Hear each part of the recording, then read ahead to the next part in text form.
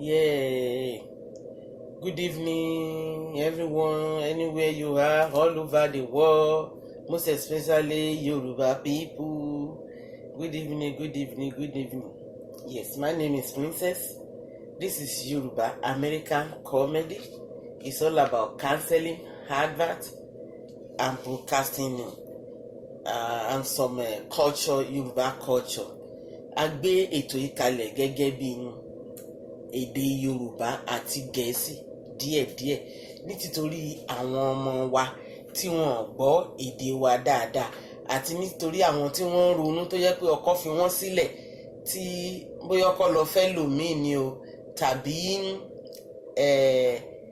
wọ́n jà fúngbà díẹ̀ tí wọ́n máa ronú ẹlòmíì obìnrin míì tí máa ń parẹ́ so eléyìí ó jẹ́ àríkọ́gbọ́n fún wọn wípé wọ́n nídìí láti para wọn ilé ayé dùn jù yẹn lọ nǹkan tó máa parí ni tọ́mọ bá ti wà ń bẹ̀ ó máa ní parí tọ́mọ ò bá tiẹ̀ sí ń bẹ̀ gan ó máa torí aláwọn tó yẹ pé wọ́n ti jà tipẹ́tipẹ́ 15 years 13 16 tó yẹ pé wọ́n ń padà tó ń dẹ̀ tó tún bímọ sínú ilé yẹn so you don't need to do that please àtàwọn ìyá wa bàbá wa tó máa ń ronú àwọn ọmọ wọn tó wà nílùú òkèèrè nílùú aláwọ̀ funfun ọmọ tó wà lẹ́kọ̀ọ́ ọmọ tó wà níbàdàn tó bá ti ń weré kínú wọn máa dùn àlàáfíà lọmọ wọn wà díẹ̀ la fi gbé ètò ìkàlẹ̀ Yorùbá American comedy ó máa ń pààyàn lẹ́rìn gan a máa ń sọ Yorùbá a dẹ̀ máa ń sọ Gẹ̀ẹ́sì a fi máa ń túmọ̀ ìròyìn ní èdè Yorùbá a sì tún máa fi ń túmọ̀ ìròyìn ní èdè Gẹ̀ẹ́sì so ní àṣálẹ́ yìí ètò tá a ní fún yín ni a ní ẹ̀ka alẹ́ ẹ̀yin ọmọ kékeré a ní àlọ́ àti òwe fún wọn tí a fẹ́ pa fún wọn ní alẹ́ òwe 5 pẹ̀lú àlọ́ kan ṣoṣo nǹkan tó fi máa ń pa òwe fún àwọn ọmọ kéékèèké tó fi máa ń fún wọn ní àlọ́ ní alalẹ́ ní pé tó bá jẹun tán lẹ́yìn breakfast lẹ́yìn lunch lẹ́yìn dinner lẹ́yìn dinner ní alẹ́ tí gbogbo wọn bá jókòó wọn á ní èèyàn ọmọ kí wọn nífẹ̀ẹ́ kan máa sáré lọ káàkiri torí kó oúnjẹ yẹn kó lè digest easily so wọn á kó dá wọn jókòó sójú kan ó bẹ̀rẹ̀ láti bí ọmọ ọdún 5-6 títí dé ọmọ ọdún 18 tó bá ti dàgbà jù yẹn lọ wọn nílé ọ̀pọ̀lọpọ̀ nù wọn kì í lè jókòó láti pé kán máa continue náà gbọ́ story tó fẹ́ sọ fún wọn ìmí àlọ́sùn but àwọn ọmọ kéékèèké yẹn wọ́n máa jókòó because àwọn ní interest lórí ẹ̀ láti gbọ́ àwọn ìtàn tó fẹ́ pa fún wọn yẹn so yẹn la ṣe gbé ètò yìí kalẹ̀ so that àwọn ọmọ kéékèèké tó bá wà ní àyíká jákèjádò ilẹ̀ Yorùbá tàbí ìlú aláwọ̀ funfun mo fẹ́ kẹ́ máa bá mi lọ nínú nǹkan tí mo fẹ́ sọ. Hello children, good evening. This is a Yoruba poem and I want you to listen attentively. Mo fẹ́ kẹ́ máa sọ Yorùbá mi fẹ́ kẹ́ máa sọ Òyìnbó nìkan so that you know much about your culture. So when you get to the school, you should be able to tell your friends that, oh, mommy told us about Yoruba poem yesterday. And I was very, very interested about it. So, guys, sit down and follow me. This is where I'm one of your auntie. So, auntie want to tell you now the story. Ẹ̀yin ọmọ, auntie fẹ́ bá yín sọ̀rọ̀ nípa story poem ní èdè Yorùbá ní àṣálẹ́ à ń pè ní òwe a dẹ̀ ń pè ní àlọ́ àpamọ̀ so mo fẹ́ kẹ́ ìjókòó kẹ́ farabalẹ̀ kẹ́ gbọ́ nǹkan tí mo fẹ́ bá yín sọ so tẹ́ bá dé school lọ sọ fáwọn ọ̀rẹ́ yín pé àǹtí kan wọ́n bá wa sọ̀rọ̀ nípa òwe ilẹ̀ Yorùbá àti poem ilẹ̀ Yorùbá ní alẹ́ lánàá ètò yìí á gbé kalẹ̀ ní dédé aago 8 alẹ́ ní ọ̀dọ̀ yín ìyẹn máa jẹ́ aago 2 ní ọ̀dọ̀ títí wa níkàlẹ̀ bíbá yín tẹ́ bá wà nílùú aláwọ̀ funfun aago 2 ọjọ́ Sunday oní kẹ́ máa farabalẹ̀ kẹ́ máa bá mi kà lọ so tán bá pa òwe la máa kọ́kọ́ pa àwọn nǹkan tá a dẹ̀ fẹ́ sọ ó máa jẹ́ gẹ́gẹ́ bí nǹkan tó máa jẹ́ nǹkan tó máa jẹ́ kọ́mọdé ó gbọ́ràn sí òbí ẹ̀ lẹ́nu because nígbà tí tá bá sọ ìtumọ̀ ẹ̀ fún àwọn ọmọ yẹn tán ó máa jẹ́ nǹkan tó jẹ́ pé tí bàbá àti ìyá bá wọn sọ̀rọ̀ àwọn á ní aunty told us something about this yesterday so that àwọn á lè behave dáadáa pé àǹtí ti ní káwọn má ṣe báyìí pé nǹkan báyìí ló máa rìsọ́ọ̀tì sí. So ẹ̀yin ọmọdé ṣe mọ̀ pé ọmọdé magnet ní brain wọn, ibi tó bá ti yí wọn síbẹ̀ náà ni wọ́n máa ń gbà. So bẹ̀tí ń sìn a máa yí àwọn ọmọ wa sí ọ̀nà tó dára, ní ọ̀nà ilẹ̀ Yorùbá, òwe ilẹ̀ Yorùbá, ìtàn ilẹ̀ Yorùbá, culture ilẹ̀ Yorùbá, nítorí ọjọ́ ẹ̀yìn ọ̀la. ń sìn ẹ̀yin ọmọdé ẹ káalẹ́, mo fẹ́ kẹ́ máa gbọ́ nǹkan tí mò ń sọ yìí. Àlọ́ ni máa kọ́kọ́ fún yín, àlọ́ àpamọ̀. Àlọ́ àpamọ̀ yìí ó jẹ́ ìjìnlẹ̀ Yorùbá tó jẹ́ wípé ìtàn ni, it's like a story but ní èdè Yorùbá ni mo máa sọ fún yín. Ìtàn yìí ó lọ nípa ìjàpá. Ṣé mọ̀ pé ìjàpá Taurus is very clever, very very smart. So ìjàpá ni ó jẹ́ ọlọ́gbọ́n gan, tó jẹ́ pé ó máa ń yára gan láti ṣe nǹkan. Tó bá lòun lé ìjàpá kò ní bẹ́ẹ̀ sáré púpọ̀, bẹ́ẹ̀ tí nǹkan tó máa ṣe wà nínú ẹ̀. Ó dẹ̀ mọ ibi tó ń lọ, ó máa débi tó ń lọ bó ti wù kó pẹ́ tó. Ó dẹ̀ máa ṣe tó máa smart gan, tó máa wà successful kó tó di pé kúrò ń bẹ. So náà fi máa ń pè wọ́n ní ọlọ́gbọ́n ẹ̀wẹ́, ìjàpá ọlọ́gbọ́n ẹ̀wẹ́. So ẹ̀yin ọmọdé, èmi náà mo fẹ́ kẹ́ ẹ gbọ́n, kẹ́ ẹ lọ́gbọ́n, bẹ̀tẹ̀ má ṣe ọgbọ́n tí ò ní dáa, ọgbọ́n tó máa mú yín ní ìtẹ̀síwájú, tó dẹ̀ máa fún yín ní ọgbọ́n, ìmọ̀ àti òye ni mo fẹ́ kẹ́ ẹ gbọ́n.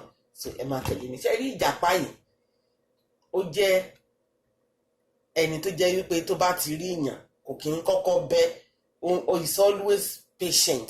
Ó máa dákẹ́, kò ní sọ̀rọ̀, because tó bá ti rí ìyàn ó máa súnkì, ó máa ká gbogbo ẹsẹ̀ àtọwọ́ ẹ̀ wọnú, because ní èrò títí ẹ̀ ó rò pé bóyá ó fẹ́ wá pa òun ni. So nídìí èyí ó máa ká ọwọ́ sínú. So Taurus ò ní ever dúró díẹ̀ pé kó gbé ẹnu sí ẹ, kó gbé ọwọ́ sí ẹnu ó. Àyàfi tó bá fẹ́ mu mi nìkan ló máa nẹnu síta, tó máa lóun fẹ́ mu mi tàbí kó fẹ́ jẹun. Good. So ní ọjọ́ kan, bàbá kan àti ìyá kan wọ́n bí ọmọ kan. Ọmọ yìí wọ́n wá bi léèrè pé iṣẹ́ wo ló fẹ́ ṣe. Do you want to be a doctor? Do you want to be a lawyer? Do you want to be a justice? Ó ní no. Ó ní I want to be a hunter. So hunter yẹn jẹ́ àwọn tó ń pa ẹran nínú igbó, àwọn ọdẹ. Okay. Wọ́n wá nígbà wo ló ṣe fẹ́ pa. Bàbá yẹn wá lọ mú a goat, ó fà sílẹ̀ ní òkè, pa kó jẹ́ kó ń rí ẹ̀. Ó ní rárá, ó ní òun àfìgbà tó ń bá lọ sínú bush lòun tó lè pa ẹran. The second parent tó mú nǹkan sílẹ̀, ó tún mú another animal sílẹ̀, ó ní kó pa káwọn rí. Ó ní rárá, ó ní àfi tó ń bá lọ sí inú igbó. So bó ṣe wá lọ nìyẹn, ló bá ń lọ. Bàbá àti ìyá bá ní sókè, Ọlọ́run á sìn ín lọ, we agree with you, you can go. So bó ṣe bẹ̀rẹ̀ sí ń lọ, bó ṣe ń lọ nìyẹn. Bó ṣe wá dé inú igbó, kò rí erin pa, kò rí ẹfọ̀n pa. Bó ṣe rí ìjàpá nìyẹn. Ìjàpá bá fọgbọ́n ka mọ́nu ní, ló bá rán níṣẹ́, ló bá sọ di ọmọ ọ̀dọ̀ ni, ò bá jó lọ lé mọ́. Ó máa ń pẹ́, ó lọ ọjọ́ méjì ọjọ́ mẹ́ta, ló bá bẹ̀rẹ̀ sí ní kọrin, rere o rere ọmọ Olúwo. Then you guys will be saying after me that àgbàmù rere, rere o rere ọmọ Olúwo, àgbàmù rere, rere o rere ọmọ Olúwo, àgbàmù rere. Bàbá ẹ̀ ló ń jẹ́ Olúwo. So nígbà tó wá bẹ̀rẹ̀ sí ní kọ orin yẹn, ìyẹn ó ń dùn wípé òun ti di méèdì ìjàpá sínú igbó, kò lè padà wá sílé mọ́ lásìkò. Ó ní ìyá fewúrẹ́ sílẹ̀, ó ní nǹkan ọdẹ ṣe, àgbàmù rere. Mo ní rárá o, ó dìgbò erin, àgbàmù rere. Mo ní rárá o, ó dìgbò ẹfọ̀n, àgbàmù rere. Mo fò fẹ̀rẹ̀, mo wá dẹrú ahun, àgbàmù rere. So nígbà tó ti ń jí káàkiri tí ò rẹ̀ rán pa, tí ò rí kinní kankan pa, bó ṣe di méèdì Taurus nìyẹn. Ní Taurus bá fi ṣe méèdì sí nílé, ló bá ń ṣe oúnjẹ fún méèdì, ló ń ṣe méèdì fún Taurus, ló ń gbálẹ̀ fún, ló ń ṣe gbogbo ẹ̀ fún. Inú ẹ̀ wá bàjẹ́, ló wá ń kọ irú orin yẹn. So ìtàn yẹn kọ́ ẹ̀yin ọmọ kéékèèké wípé ẹ máa gbọ́ràn sí pẹ́rẹ́tì yín lẹ́nu. Tó bá jẹ́ wípé ó ti gbọ́ràn sí bàbá àti ìyá ẹ̀ lẹ́nu sìn, tó ti pa ẹfọ̀n, tó ti pa erin yẹn, nígbà tó bá lọ sínú igbó, tó bá máa rí ẹfọ̀n yẹn náà ló máa lọ pa àti kìíní, kò ní bọ́ sọ́wọ́ ìjàpá. Torí ìgbà tó tẹ̀ ti rí ìjàpá yẹn ló yẹ kó ti sá padà sínú ilé, wípé eléyìí ò sí lára ẹran tí ìyá àti bàbá òun fi sílẹ̀ fóun láti pa. So ó kọ́ àwọn ọmọ kéékèèké lọ́gbọ́n pé ká máa gbọ́ràn sí òbí wa lẹ́nu. Tóbi wa bá ti ní kí la fẹ́ ṣe, tán bá dẹ̀ ti ń advice you, if you want to be a doctor, you want to be a lawyer, you want to be a justice, listen to your parents. They will not force you to do what they want, but it is what you want that they will back you up. They need to back you up so that you can be successful in any career that you want to be. So please, mo fẹ́ kẹ́ ẹ listen sáwọn òbí yín, ẹ má bá wọn jà. Wọ́n bá ti ní dandan má ṣe lọ́jà, doctor ni kò ṣe. Reason pẹ̀lú parent yẹn tún lọ tún yẹ̀ wò. Then sọ fún parent wá pé nǹkan tó lè ṣe ni sọ fún parent pé bàbá mi ò ní science tí mo lè fi ṣe doctor tẹ̀ ní kí n ṣe. Ẹ̀bẹ̀ tí mo ní geography, mo ní àwọn nǹkan kan tó jẹ́ pé mo lè fi ṣe art, tó jẹ́ pé ó lè gbé mi dé school tí màá ti lọ ṣe justice tàbí lawyer. So mo ti mọ̀ nípa ìtàn ìlú, mo mọ̀ nípa ìtàn ìjọba, gbogbo ẹ̀ iṣẹ́ lawyer ni màá ṣe. So ìyẹn ó kọ́ wa ní ọgbọ́n. Then òwe tí màá tún kọ́kọ́ pa fún yín ni wípé tí iná bá jó ni tó jó ọmọ ẹni, tara ẹni là ń gbọ̀n. Ìtumọ̀ yẹn ni pé if there is fire in a house, tí ilé yẹn máa ń jó wíwíwíwíwí, èèyàn ní nǹkan téèyàn máa kọ́kọ́ rántí ni pé kó kọ́kọ́ sá jáde síta. Tiẹ̀ ní rántí pé you have many people inside. Ìwọ ló máa kọ́kọ́ sá jáde, wọ́n máa parí ẹ̀yin ọmọ jáde o. So ìtumọ̀ yẹn ni pé tí iná bá já mi, owó yẹn lọ pé tí iná bá jó ni jó ọmọ ẹni, tara ẹni là kọ́kọ́ gbọ̀n. And when you see your neighbor, you see your friends that have problem, solve your problem first in a class before you go and teach another person. Understand? That is the meaning of that poem. Òwe. Another second òwe, òní igi gogoro má gùn mí lójú, òkèrè láti ń wò. Ìtumọ̀ yẹn ni wípé tí wọ́n bá ń fa riot, tí wọ́n ń fa riot lọ́ọ̀kan bí about 2 blocks to where we are, yá máa tètè ronú pé you have to make your exit to the left or to the right in order for you to escape that riot. That's what you're supposed to do. Ìtumọ̀ òwe yẹn nìyẹn. Then tó bá dẹ̀ tó ń pa òwe wípé ọjà tí ọmọ bá ti wọ̀ òkúta ló wà. Bóyá ìyá àti bàbá wọ́n ń jà ní, tó bá dẹ̀ sọ fún ẹ pé ẹ jẹ́ ya lọ parí kẹrùnú ara yín, ọjà tí ọmọ bá mà ti wọ̀ òkúta ti wọ̀. Wọ́n sọ fún pé ọmọ ti wà ń bẹ̀. Ọmọ tó ti wà ń bẹ̀, ẹ̀yin méjèèjì ẹ lè ignore ọmọ yìí. So both of you ẹ máa gbọ́dọ̀ join ọwọ́ papọ̀ láti tọ́ ọmọ yẹn dàgbà ni. Tó mọ tó kí ìjà titi yín kó má bàa affect kàríà ọmọ yẹn, nǹkan tó ọmọ yẹn bá fẹ́ dà. So ìtumọ̀ yẹn ni wípé ọjà tí ọmọ bá ti wọ̀ òkúta ti wọ̀. So wọ́n lè parí ìjà gan padà later. Títorí ọmọ yẹn tó wà láàrin wọn, ó máa kó wọn papọ̀ ń gbogbo gbà yẹn tó bá fẹ́ ṣe nǹkan fọ́mọ, wọ́n bá fẹ́ fọ́mọ lówó oúnjẹ. So they have to see each other, they have to talk together, they have to do everything together just to satisfy the child. Bẹ́ẹ̀ kí ló wá dé tẹ̀ kúkú parí ìjà? Ó ní túmọ̀ ẹ̀ lọ́ fi ní kán parí ìjà. Ọjà tí ọmọ bá ti wọ̀ òkúta ó ti wọ̀. Òwe karùn-ún tí màá tún fún yín ni mo kọ́ ta mo kó pè. Ìtumọ̀ mo kọ́ ta mo kó pè ni pé tó bá ti ń tayò nídìí igi, ẹni tó bá ń win ó ní ọ̀tá, ẹni tó bá ń lose ẹni loser ó ní òpè. So tó bá ti ní mo kọ́ ta mo kó pè o, ẹni tó lose yẹn ò ní lè sọ̀rọ̀ because he's shy. But ọ̀tá ló máa ní ọ̀tá ń jẹ́ o, òpè ni ò lè fọ, ẹni tó lose yẹn ni ò lè sọ̀rọ̀. So ìtumọ̀ ènìyàn ni pé tí èèyàn méjì tó bá ti ṣe nǹkan papọ̀, tó bá ti jẹ́ pé bóyá ó lọ sí school ni, bóyá kò ṣe dáadáa ní school ni, tàbí bóyá ó lọ sí fashion designer ni tí ò bá ṣe dáadáa, tí òun àtọ̀rẹ́ ẹ̀ bá ń bọ̀ wá sínú ilé, ara ò ní jẹ́ kó ya láti sọ̀rọ̀. Tó bá ní how you baby, is everything okay? Did you get A randa? Ó máa wò ní, kò ní lè sọ̀rọ̀. Ó máa fi somehow kò ní lè sọ síta because títorí àwọn nǹkan tó ṣe tí ò dá yẹn. Bẹ̀tẹ̀ ọmọ tó bá kàwé ẹ̀ tó bá yege tó pass dára ní yeah daddy I got it all, yeah I did it. Bó ṣe yẹ kó rí nìyẹn.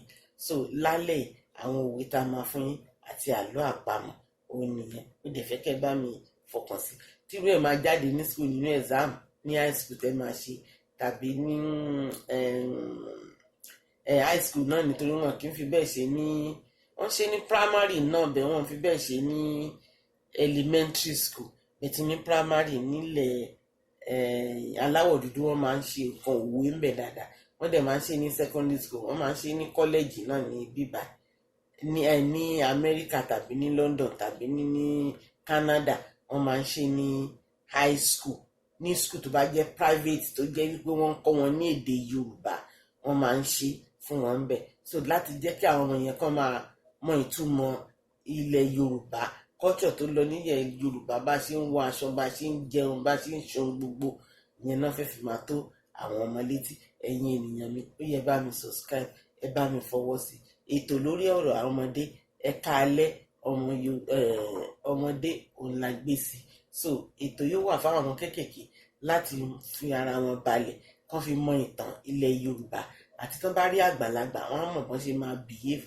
tán bá rí ọmọ kékeré wọn á mọ̀ bọ́n ṣe máa behave so ọ̀rọ̀ mi ò pọ̀ jù báyìí lọ ní àṣálẹ́ orúkọ tèmi ní lẹ́ẹ̀kan sí òní ọmọọba obìnrin ẹ bá mi like ẹ bá mi subscribe ẹ bá mi fọwọ́ sí ó yá ẹ bá mi comment torí tá a bá ń sọ̀rọ̀ tẹ́ ẹ bá comment a máa rò pé bóyá nǹkan tá à ń ṣe kò dáa níbẹ̀ tẹ́ bá comment inú wa máa dùn pé wọ́n tiẹ̀ sọ bí a ṣe ń ṣe wọ́n sọ ìwà wa fún wa sódà yìí tí ò bá dáa àtún change àtún adjust àtúnṣe kó lè dáa kí mi yín kó lè dùn sí wa so ní àṣálẹ́ yìí ní kí n sọ fún pé ire o àtúpàdé ní ọjọ́ Sunday every Sunday ní ètò yìí torí ọjọ́ Saturday ní Good Morning Yorùbá ṣùgbọ́n tó bá di Sunday ní aago 2 ọ̀sán ní aago 8 alẹ́ lọ́dọ̀ yín a máa ṣe ẹ káalẹ́ ẹ̀yin ọmọ kékeré so ó dàárọ̀ bye.